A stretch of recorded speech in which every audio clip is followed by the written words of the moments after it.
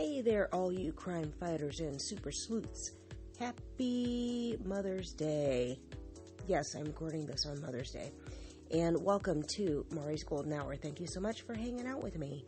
And with this being the Mother's Day episode, I, of course, am thinking of my own mother. And I was thinking of a story that I can share with you guys. And the one that comes to mind is my first trip that I think I took outside of Ohio.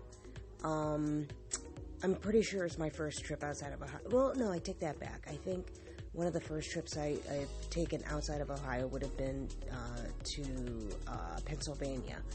But aside from that, I don't think I traveled to anywhere else in the country aside from the place that I am about to share with you, which is Hawaii.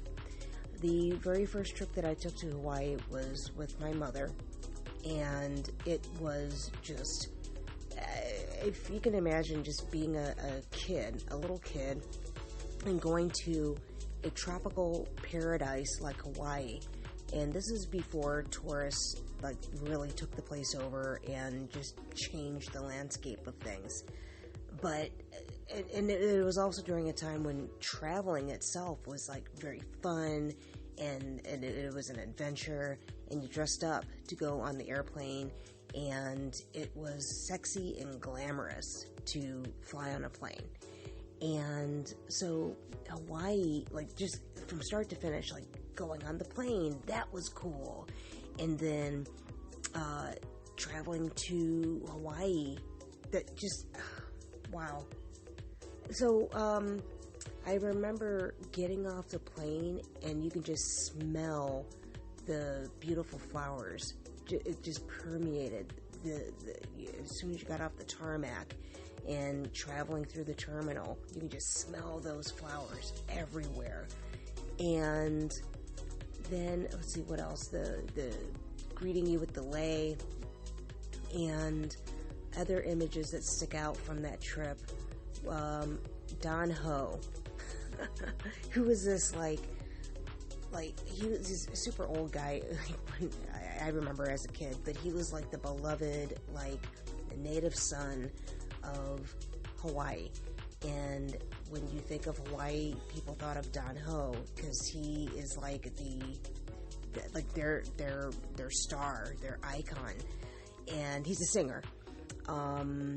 And very famous for that song, Tiny Bubbles, and which I think was one of my mom's favorite songs, and the Aloha song, which I'm sure it has a name, but right now I can't think of it.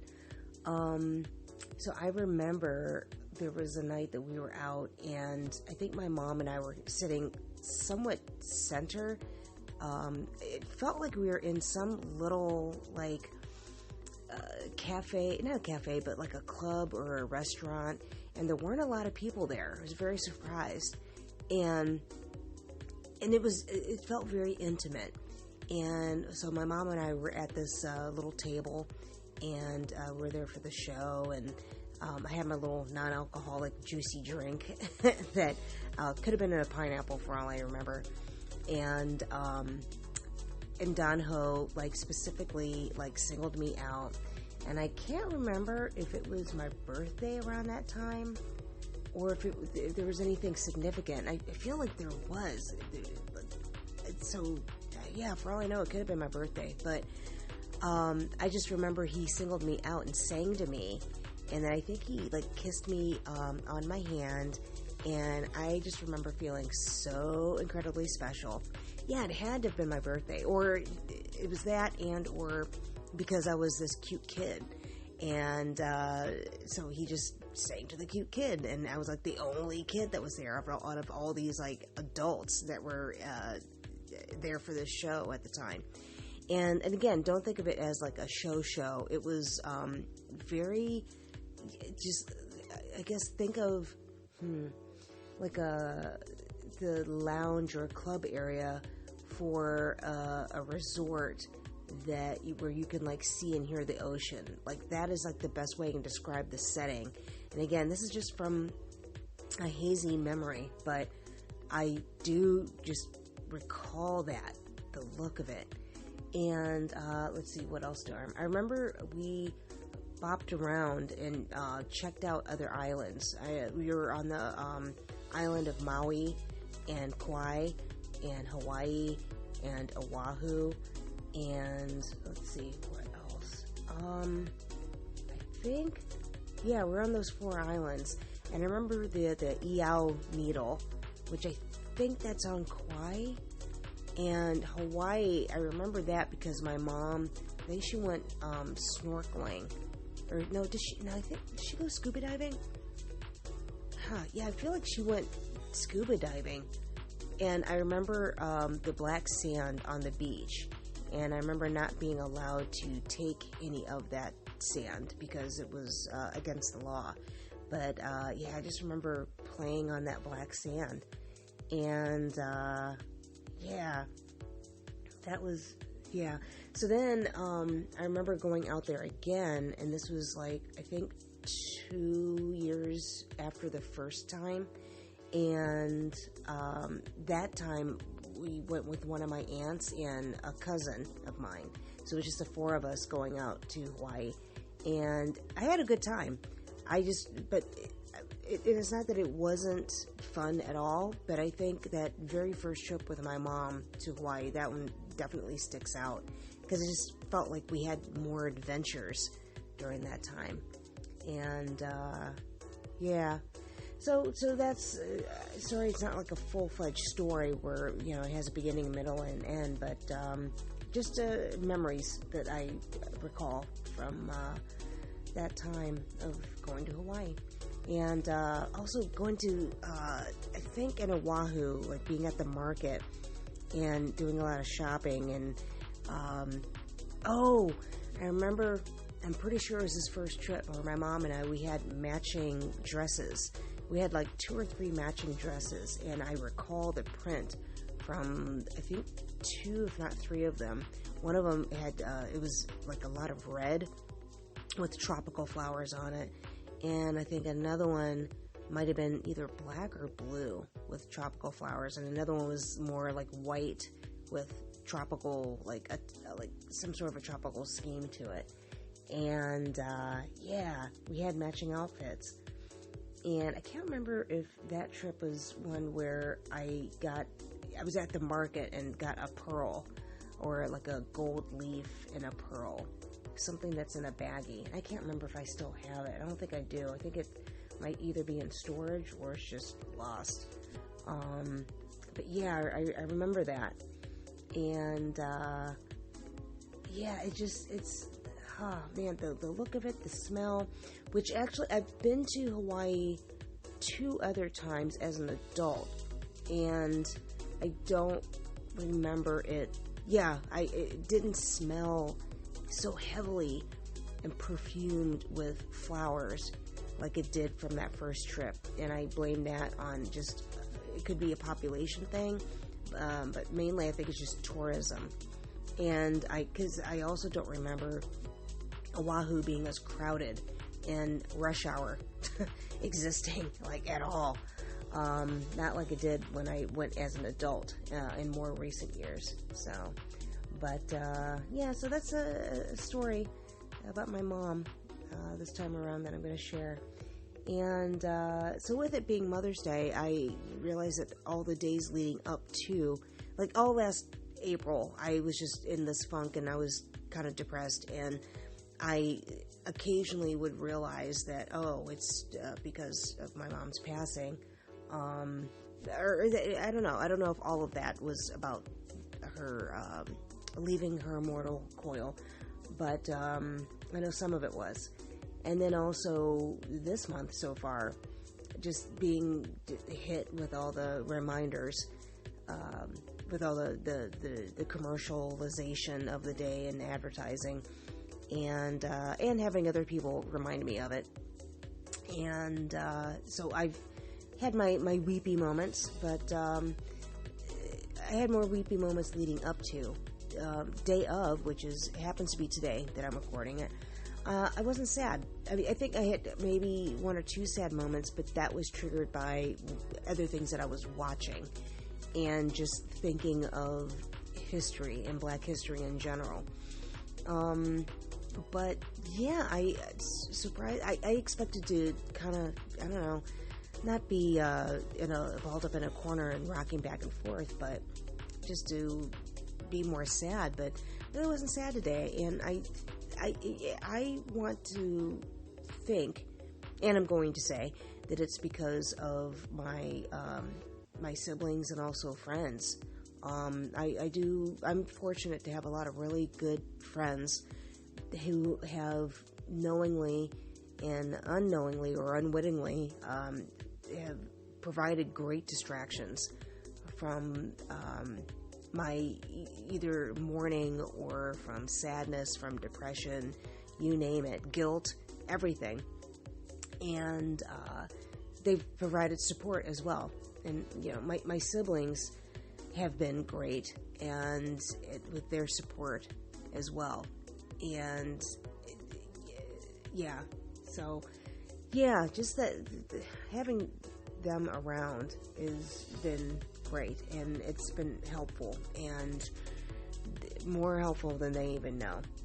So, and same with my friends, they really have just pulled through, and I am appreciative to each and every one of them, and they know who they are, and some of them they might not even know, but I know, and they always will hold a special place in my heart. And having a, I don't know, for whatever reason, Houdini, their song Friends, the lyrics are, they ring true.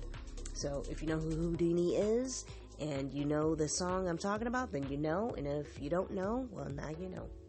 So perhaps, my latest biggest distraction that I was provided, I ended up finally, I fell down the rabbit hole of all things Lovecraft Country.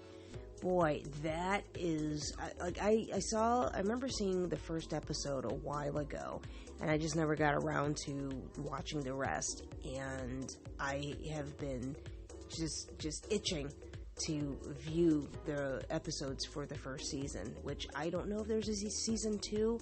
I see where there's potential for it. I don't know if that's been discussed at all, but I wouldn't be mad at it. So, but I loved watching the episodes, and I just couldn't get enough. I just soaked up all of it.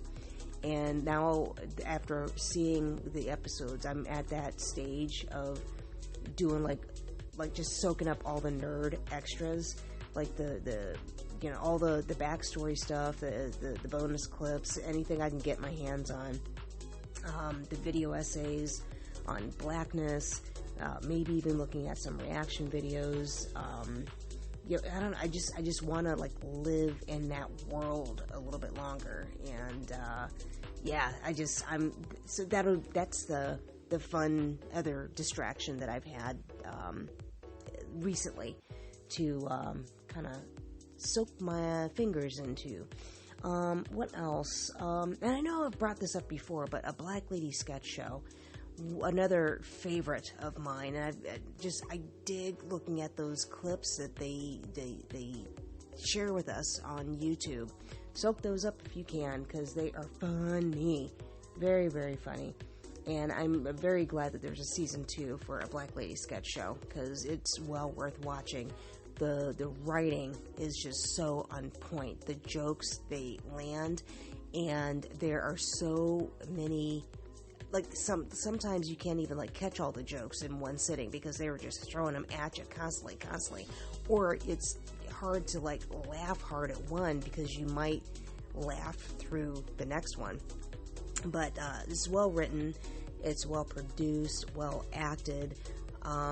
Just everything from head to toe on that is just great. So watch a Black Lady sketch show. Watch the first season and then glide on into the next one. So, and because there are a lot of stories that are woven throughout the season from episode to episode, and then also a storyline Actually, I think a couple storylines are returning into season 2. What else have I been watching? Still looking at more RuPaul's Drag Race. And I think the latest is RuPaul Drag Race Down Under, which is in Australia. And just having fun watching it. Although the prize money for that particular season for Down Under, it's only $30,000. That's the prize money, which to me that seems kind of low, especially when it's like $100,000 in the States. And I can't remember if Canada had the same prize money as well. But, nowadays people are saying that $100,000, that's kind of low for a drag race, which, believe you me, I am the last person to say that, oh, that's low, $100,000, because please, if I had that, I would be set and I'd be happy. But I guess when you're looking at a drag queen who has been doing it for 10 years, 20 years, 30 years, and the amount of money that's invested into that, all the looks, well, not even just a show, but through the lifetime. Although there is a clip I remember seeing where I think it's Bussy Queen, or Boosie Queen, however you want to pronounce it, where he breaks down like how much it costs to be on Drag Race, and I think he ended up comparing it from season to season. It is so well broken down. It's great, and which I already know how expensive it is to be on that show, but he went in and he did the deep dive onto how much it would actually cost to be on the show. And then I think I watched another one where he broke down the contract, and then days later I ended up watching a lawyer's reaction to that breakdown, which I kind of like nerded out a little bit, and it was fun to watch. Let's see what else. It's been a relatively light-ish week, just dealing with a lot more crazy, weird traffic, and however, this month nobody's tried to run me over in their car, whether I'm in my car or walking around outside of it, so that's been a blessing. That's been cool. I was heading to a job recently, and I was downtown, and I had to go like this roundabout way, and I saw something like just roll, like it caught my attention. I was, focused on the road, and I think I was at a light when I saw this movement. I just saw something roll by, and it was actually a body, and not a dead body. It was a body that was tumbling like in a somersault, like several rolls. And I was like, what was that? And I didn't know if something was being filmed or somebody's being hurt, what was going on. So I looked, and then I saw like somebody else like take like a tumble and it looked like they jumped and then took like those last few steps to keep from falling down. But it was very graceful the way that they did it. And when I saw, it was like a group of kids who were skateboarding, like from these like series of steps. Well, it was from like steps leading up into the building, but it was like this huge like open walkway area. And so they were just doing all these like tumbles and tricks and like I looked at them and I'm like, ouch! Like my body just had this instant reaction of like, ooh, that would hurt. And it would hurt for a long time, and it would take a long time to heal. And it's like my bones and my body was like, creaking and aching, and just that hurt from just watching them. And I was thinking like, boy, I guess, am I at that age now where it's like, oh, my bones, no, I'm not going to fall. And, cause that's dangerous. But, and also just looking at the kids and just having to like laugh to myself, because it's like, youth, like they have no fear and no idea of that hurt and no idea of fear, really. And admittedly, they were very impressive to watch, even though I'm just like shaking my head like, oh, just you wait, kids. Just you wait. But, so, I don't know. That was just that random thought that popped in my head as I was like looking at these kids, and happy for them that they just were just, again, just bounding like and up and down and doing all these crazy. Oh, and that was the other thing too. They weren't wearing any protection at all whatsoever. Nothing on the head, nothing on the elbows, nothing on the knees, and like nothing. And just falling and tumbling and enjoying life. They were all having a ball. And you know what? I wasn't mad at them for it. I loved it.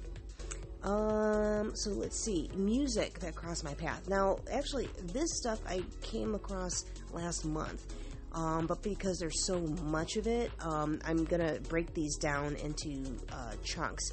So this is my chunk for this particular podcast, this episode. So here we go with the list. And in case you want to write it down, some of the stuff you might know. Some it's new, some it's old, some is in between.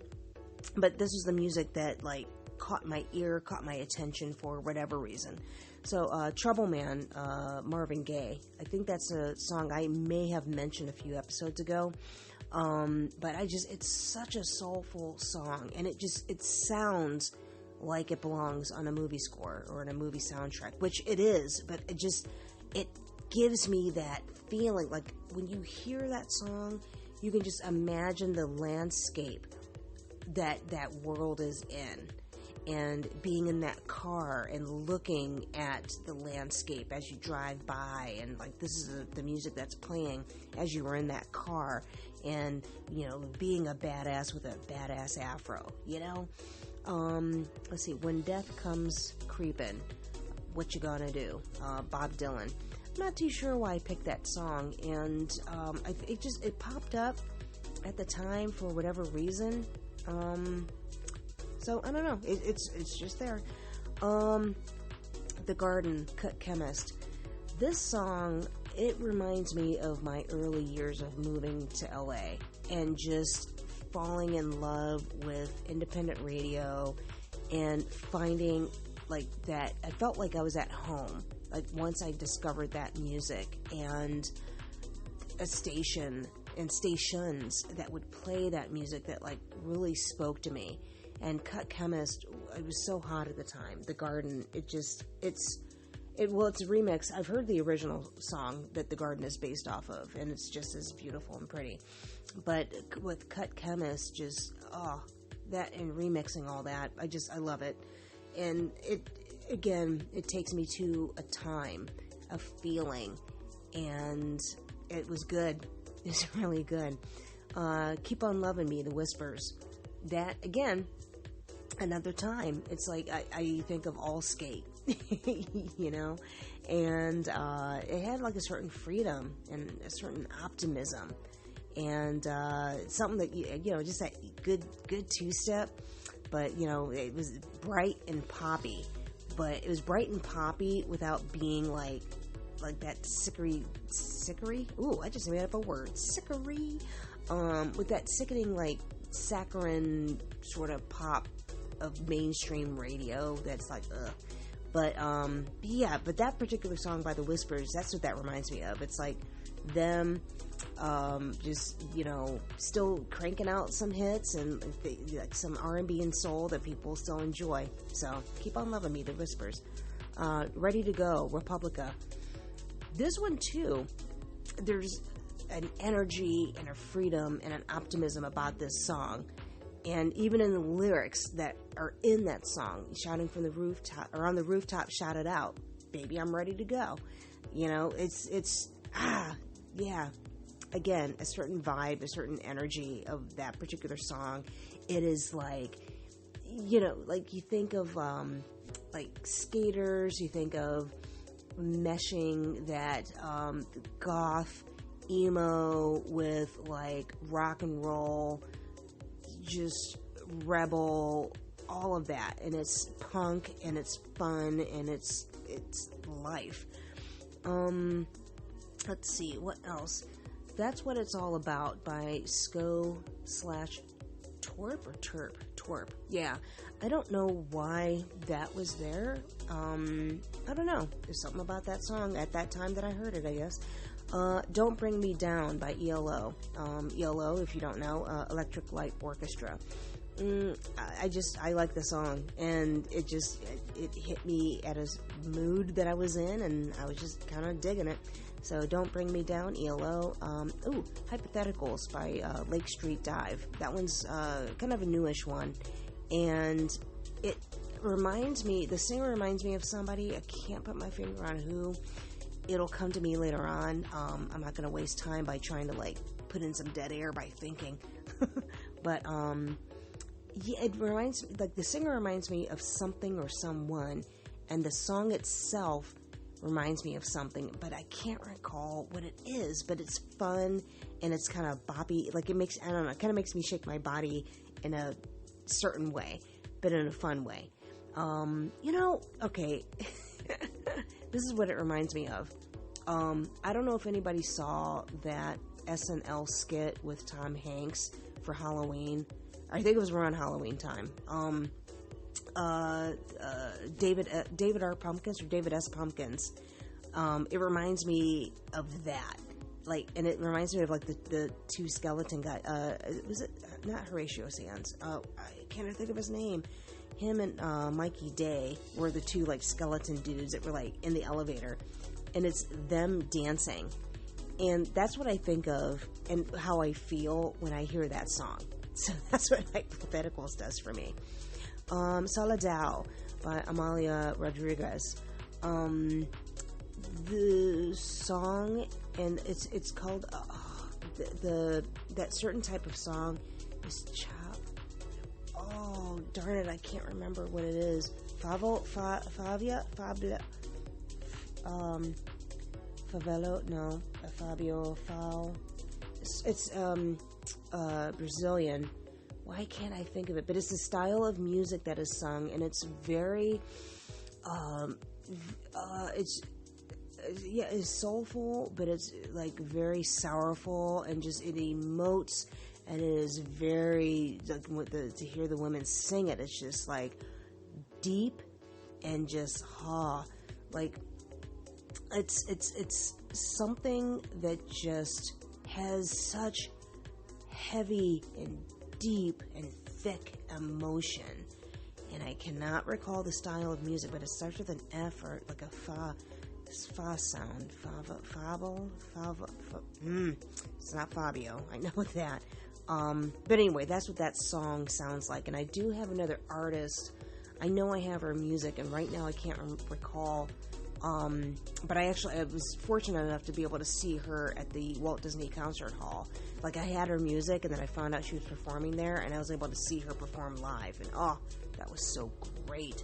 Oh, it was beautiful. Sonata in G Major, by Lucas DeBarge. Not to be confused with DeBarge, although that's a great family group too. Sonata in G Major, just was feeling it at the time. And Fell on Black Days by Soundgarden. Soundgarden does something, I think at the time when they were on the scene, I wasn't into them. I mean, I appreciated the music, but I wasn't part of that grunge, like, yeah, I'm living for it, I'm about that life. But I appreciate the music. But now, like, listening to some of the stuff, it's like, there's certain groups. Nirvana, I know I'm gonna get some hate reactions about this, but I felt like Nirvana was, like, overhyped and overrated. There are some songs that I do like that Nirvana does sing, and I can appreciate the talent, but I felt like other bands were better, like Alice in Chains and Soundgarden, to me, were better groups. And there was one other, but why can't I remember it right now? Broke off and did that other group, and actually I had a chance at Velvet Revolver. Had a chance to see them live, too, and I couldn't believe it. I was like, whoa, who is this? I was blown away, and I accidentally saw them play live down in Hollywood. it was just, mind-blowing. Why can't I think of that group? It's not Alice in Chains. I already mentioned them. Soundgarden. The guy passed away, heroin overdose, but he was also the lead singer for Velvet Revolver. That group I liked, but I like them better than Nirvana. But anyway, so that is my music recommendations for this particular episode. And I do want to say thank you again for hanging out and listening to me go on and on and on. And hopefully you're taking in some of my suggestions. If not, I totally get it. That's totally cool. But I'm here just to help you try to escape. And you guys are helping me to escape just as much. So thank you. And this happens to be my 50th episode. So thank you for helping me celebrate that. And my 50th episode, which happens to be on Mother's Day. So I'm just doing a celebration all around. So thank you, and go on off and enjoy your own golden hour. Ciao.